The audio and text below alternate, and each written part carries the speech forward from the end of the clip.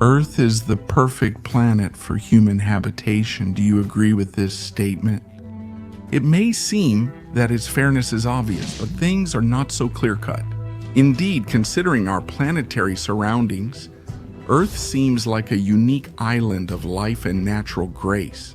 But is the universe really incapable of creating something more perfect for the habitation of the human race and the emergence of life in general? Undoubtedly, it is capable. It's just that, due to our technical limitations, we are not yet able to detect such objects, although there are a few planets we have in mind. But first, we should decide which characteristics of Earth need to be improved to make our lives even more comfortable. What should our planet be like? Warmer, more humid, larger in size? Maybe it would be better to warm it with a star of a different type, Hubble. Tasks like this, with the appropriate data, will soon be delegated to the newly launched James Webb Telescope. But scientists have different goals to find out which exoplanet would suit us better than Earth. Let me give you a little spoiler. Later in the episode, we'll talk about the objects that have already been found as candidates for this role. By the way, a signal was received from one such planet, Gliese 581d, a few years ago.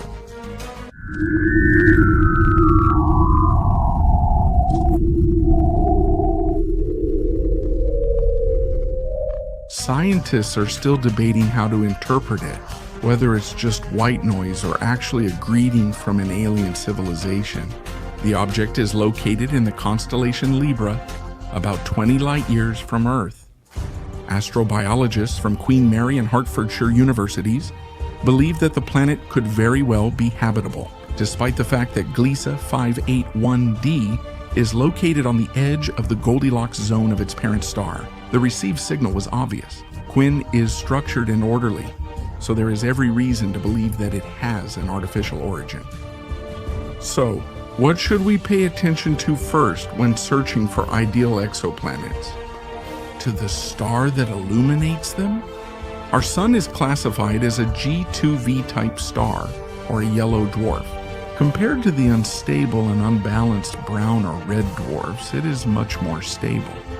But there are stars in the universe with even more suitable characteristics. For example, K-type stars. Their lifespan reaches up to 70 billion years, which is 7 times longer than that of the Sun.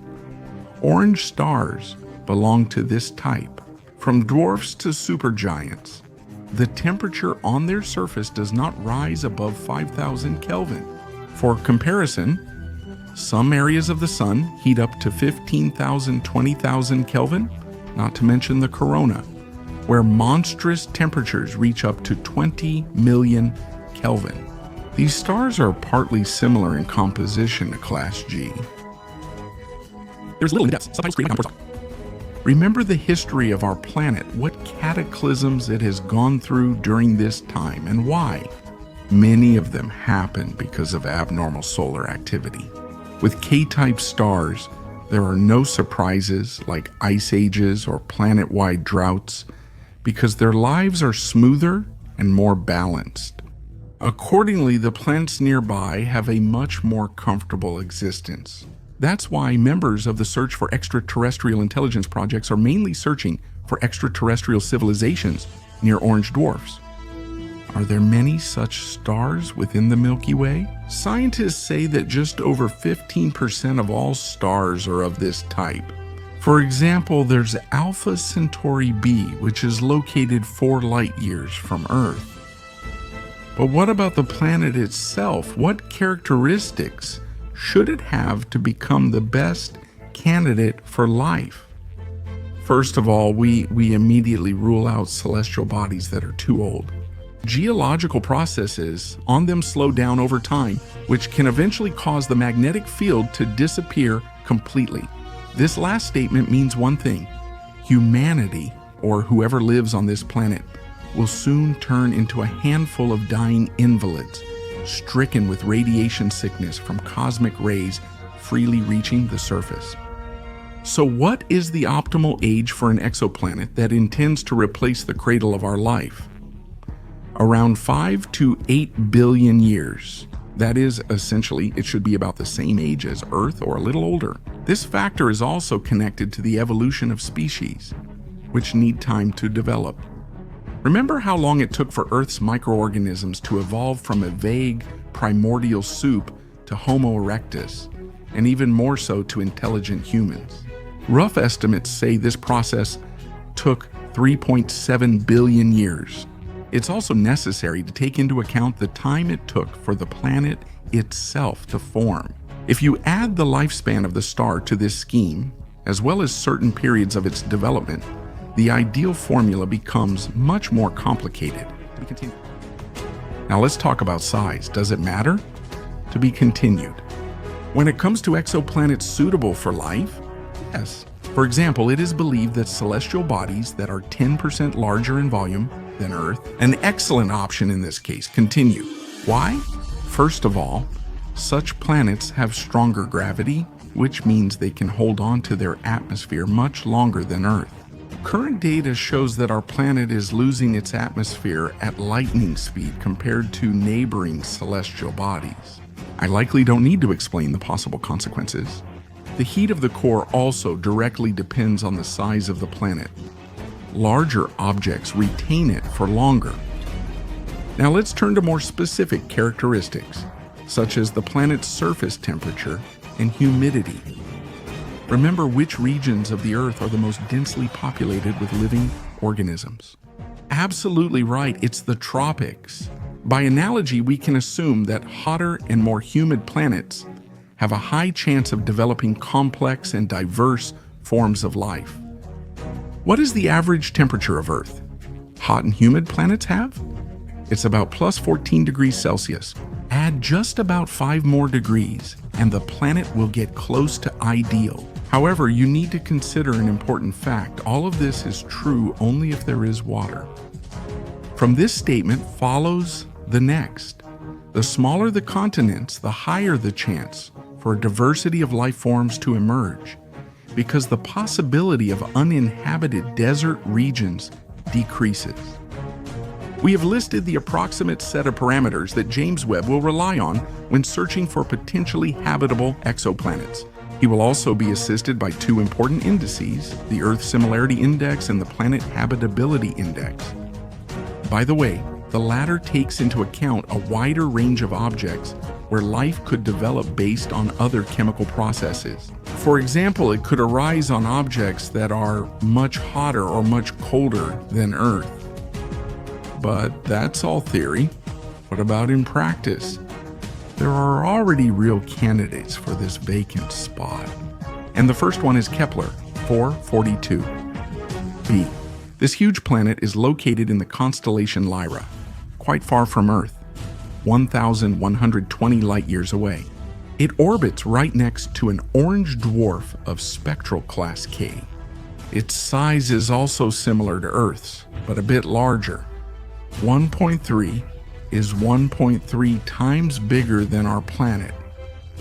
Needless to say, this planet is located in the Goldilocks zone, that is, in the habitable sector of its star. Therefore, the conditions on it could very well be close to those on Earth. The next candidate for the title of ideal Earth is the planet TRAPPIST-1. However, the star that gives it light is a red dwarf, and those are pretty unpredictable, guys. The exoplanet is located in the constellation Aquarius, and its diameter is close to that of Earth. If this planet has a dense atmosphere, there could very well be water, and where there's water, there's life, at least in the forms we're familiar with. Is there a list of habitable planets? Yes, it has been compiled, although there isn't much data. In addition to the ones mentioned, it includes Gliese 667c, Kepler 2, 96e, Teegarden b/I, and others. But astrobiologists often ask themselves one uncomfortable question. Does life really have to be like it is on Earth, necessarily developing according to the known laws? But what about an alternative turn of events? The list of exoplanets can be expanded endlessly. However, let's temporarily ignore these statements and summarize what was said above. what are the main criteria for habitable planets? And in what cases can they even be better than Earth? The first factor is the energy source. This refers to the parent star, including the distance to it, and the type of object, as well as the internal resources of the celestial body. Let me remind you, orange dwarfs are considered ideal in this case. The second factor is the presence of water and an atmosphere. The third includes characteristics of the planet, such as its mass, geochemistry, orbit, and rotation parameters. The galactic environment of the object is also important, because if there is a supermassive active black hole nearby, a supernova appears, or there is a source of powerful gamma radiation that sterilizes everything in its path, then the chances for life to develop are extremely low, no matter how ideal the other conditions are. Be that as it may, despite the lengthy discussions of astrobiologists, for now, Earth remains the ideal home for humanity. Of course, this does not in any way hinder the search for something new and possibly better. Tell me, would you like to change your place of residence in a global sense? For example, would you want to move permanently to somewhere like Mars after it's been upgraded, or distant Kepler b? It's quite possible that when geopolitical conflicts settle down, pandemics subside, and financial crises are resolved, humanity will do just that. But not today, my friend. The Hubble Space Telescope sent its first image taken to Earth on May 20, 1990. This helps scientists a lot since the image quality was higher than that of photographs from ground-based devices. 3 months later, in August, Hubble gave us another unique image.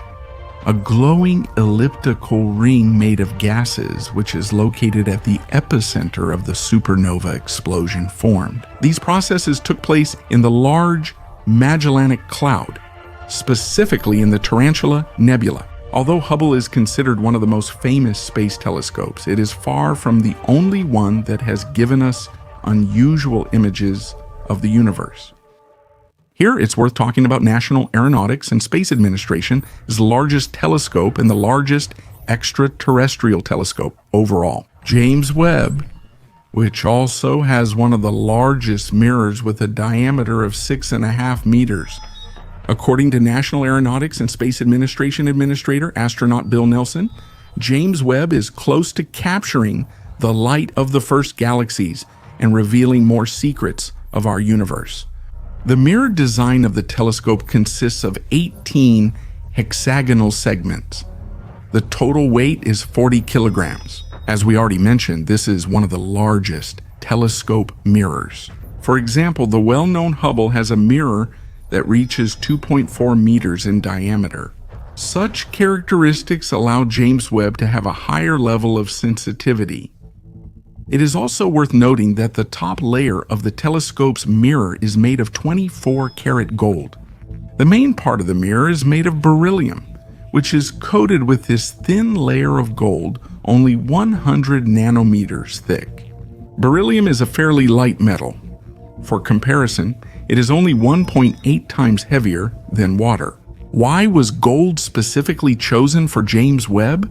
The thing is, gold is able to reflect red light more efficiently than other metals.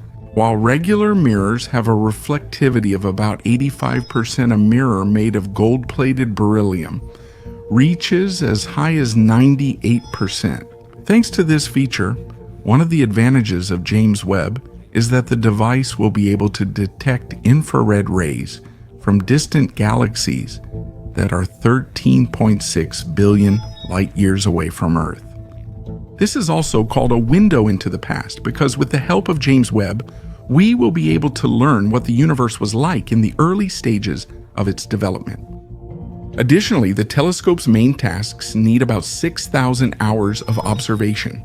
In this case, the objects will be distant galaxies, quasars, already discovered exoplanets, disks around young stars, and protoclusters of galaxies, that is, huge parts of the universe that contain a certain number of galaxies. In addition, James Webb will also observe various celestial bodies in our planetary system, such as asteroids, comets, ice giants, satellites, various stars, nebulae of the Milky Way, and trans-Neptunian objects. In December of last year, the telescope, together with the Ariane 5 launch vehicle, was launched from the Kourou spaceport, located in the northeast of South America in French Guiana. Before the launch, James Webb's mirror was divided into two parts to fit into the rocket's payload fairing, and right before the launch, the mirror was assembled into a single whole. When the rocket's engines were shut down, the part of the rocket containing James Webb separated and deployed its solar array. At the beginning of its journey to the halo orbit, steps were taken to adjust its flight trajectory. This involved the Ariane 5 engines as well as the high-gain antenna. At the very beginning of its mission, all the heat shields on James Webb were deployed. In addition, the telescope separated the optical system from the main part of the spacecraft. As a result, the 2-meter support tower was extended. Then James Webb fully deployed the optical system. The temperature on it began to drop until it reached the levels at which it could operate effectively. After some time, when these stages were already fully completed, the team working on the telescope initiated the process of deploying the hexagonal elements of the segmented mirror. This was done using remote control. One side was fully assembled as early as January 7th of this year, and the other side a day later. As of January 24th, the distance the telescope had traveled was 1.5 million kilometers. James Webb was heading to L2. This is the second Lagrange point in the orbital configuration, and also the largest point of this system between the Earth and the Sun. Almost a month after the start of its mission, James Webb had fully deployed all the parts necessary to accomplish its tasks and became a fully functioning observatory. And now take a look at this photo of the telescope. This is a real selfie. James Webb was able to take it using one of the cameras that was looking at the segmented mirror of the spacecraft. This was done so that if it was necessary to align the mirror, James Webb captured the hexagonal segments of the mirror. The image isn't rich in detail, but that's exactly what was needed. The National Aeronautics and Space Administration research team also had to carefully adjust the settings of each part of the mirror in order to get 18 images of space from each segment and combine them into one from the high-powered mirror. When the mirror alignment process was completed, the telescope took another selfie to make sure the mirror was in the correct position. Then James Webb could calmly begin working on capturing images of the universe. As a result, we received the first image of stars from the telescope. This is the result of combining images from all 18 mirror segments, meaning that about 1,000 shots were merged into one. You can see that in this part of the starry sky, several stars stand out especially. If you look closely, there are exactly 18 bright spots in the photo, the same number as the segments in the telescope's mirror. You could say that each part of it functioned as a separate mirror, and we're not seeing different celestial bodies, but the star Henry Draper 8406 from the constellation Ursa Major in different positions. In some of its properties, the star resembles the main star of our planetary system. James Webb also took a high-quality image of another star after the full alignment of all the mirror segments was completed. The name of the star is quite long, Tumas J1 7554042 plus 655 1277. The image of this object is more contrasted thanks to the red filter. We can also notice that some other stars and galaxies appeared in this image as well. In March of this year, National Aeronautics and Space Administration scientists who are monitoring the James Webb mission concluded that the spacecraft has no deficiencies that could interfere with accomplishing its tasks. The latest image that James Webb sent to Earth is the Large Magellanic Cloud in high quality. There has never been such a clear image of this galaxy before. The Infrared Orbital Space Telescope James Webb has only just begun its mission. We have some images taken during different stages of the telescope's calibration, but this is far from the limit. We are expecting even greater images of distant objects in the universe. It was recently reported that the telescope collided with a micrometeoroid. Between May 23 and 25, it struck one of the mirror segments.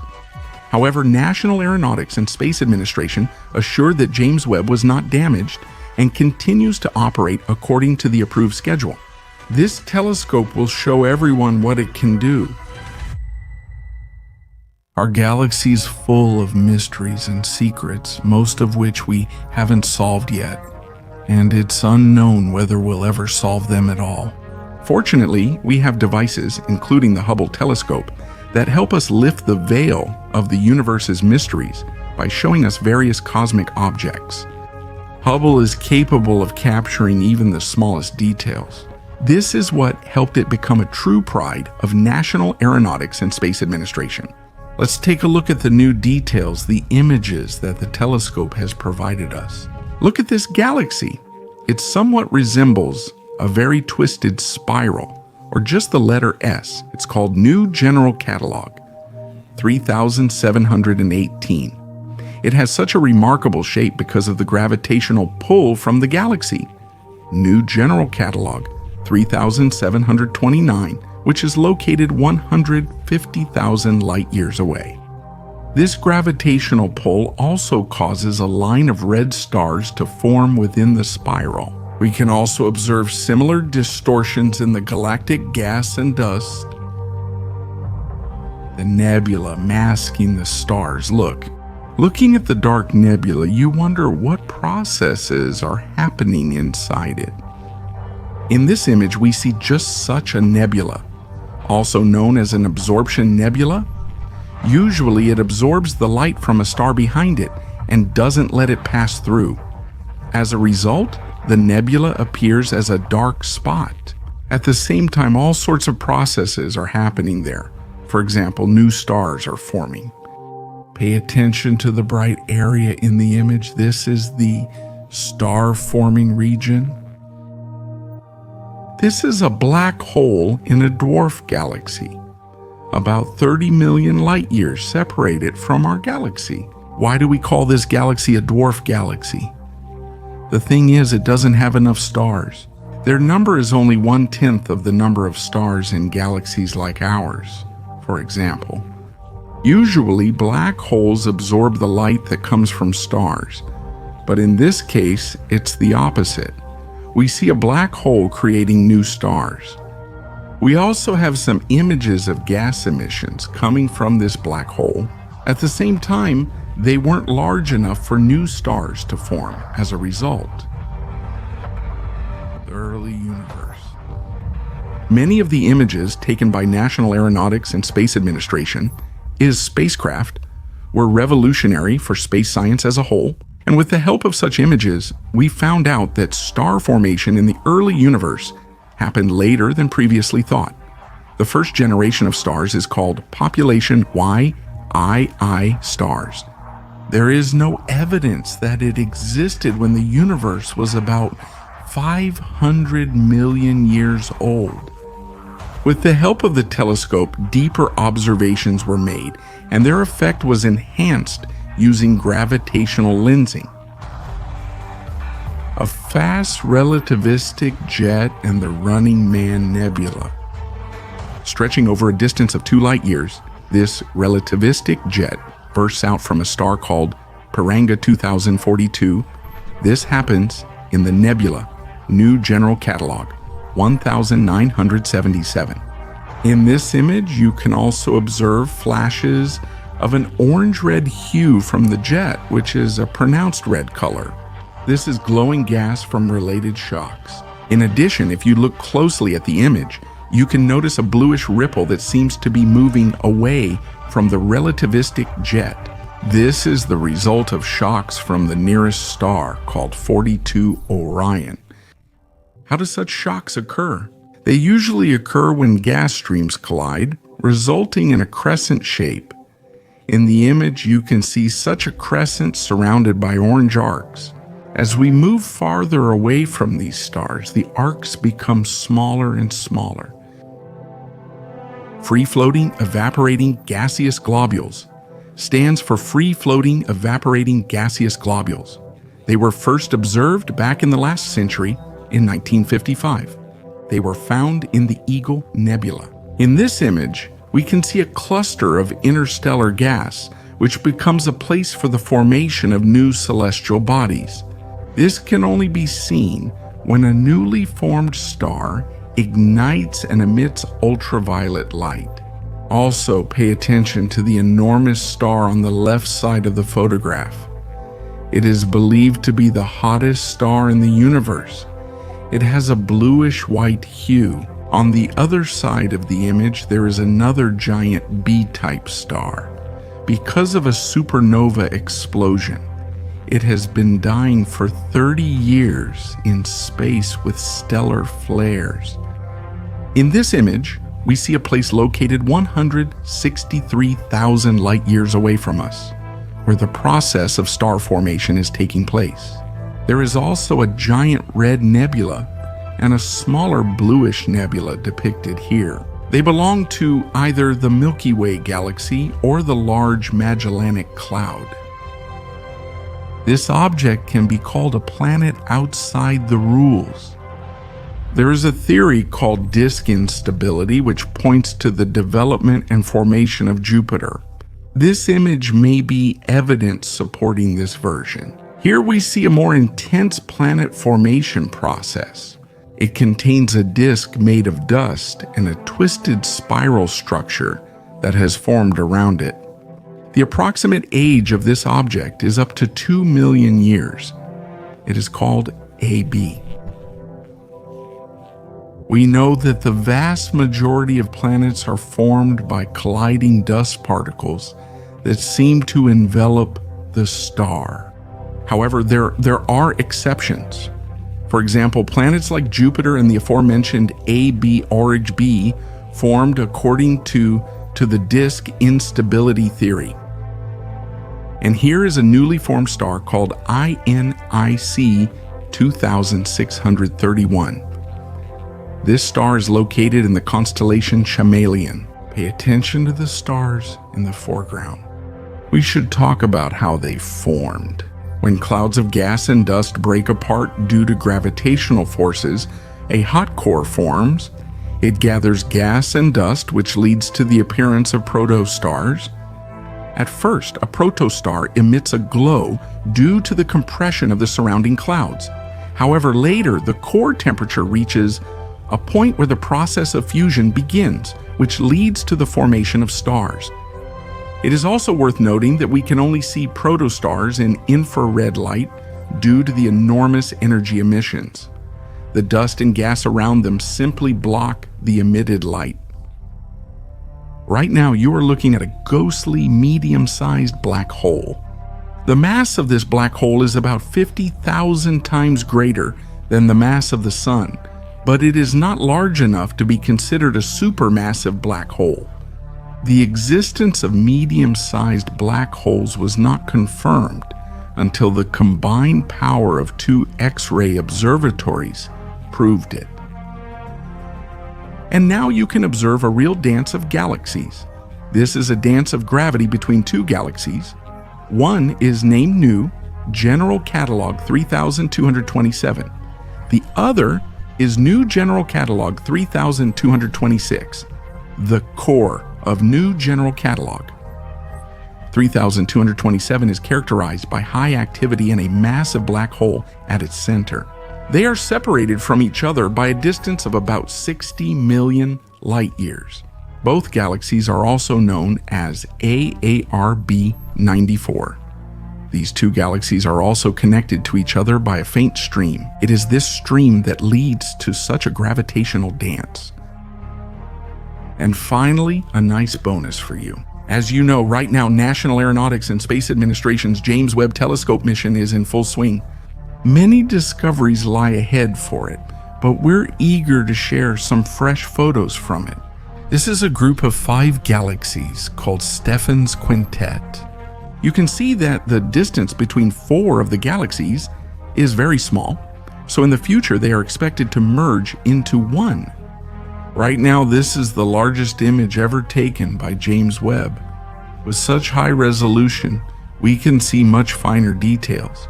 For example, we saw a cluster of young stars and the Southern Ring Nebula. It's about 2,000 light years away from Earth. Here we see a dying star surrounded by clouds of gas. It used to be a red star and now it's a white dwarf. It is characterized by intense ultraviolet radiation. It is worth noting that the image shows the front side of the nebula. If we were looking at it from a different angle, we would see a very interesting shape that resembles an hourglass. It is worth noting that from James Webb we received different versions of images of the nebula, taken using different components of the telescope. This, for example, is an image from the mid-infrared instrument, which operates in the mid-infrared range. Here you can clearly see not just 1 but 2 stars at once. Rest assured, this is far from the limit. Hubble, as well as James Webb, will continue to delight us with new amazing images. Which image impressed you the most? We look forward to your opinion in the comments. Subtitles.